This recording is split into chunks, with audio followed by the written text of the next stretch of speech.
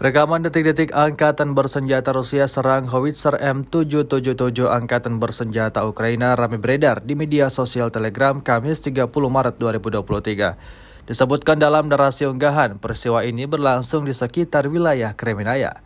Diketahui sebelumnya pasukan Rusia sudah melakukan pemantauan terhadap targetnya tersebut.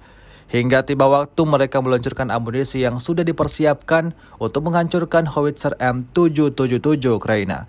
Akibatnya, seperti yang terlihat dalam rekaman, serangan akurat tepat mengenai sasaran, meledak dan hancur berkeping-keping pada posisi target.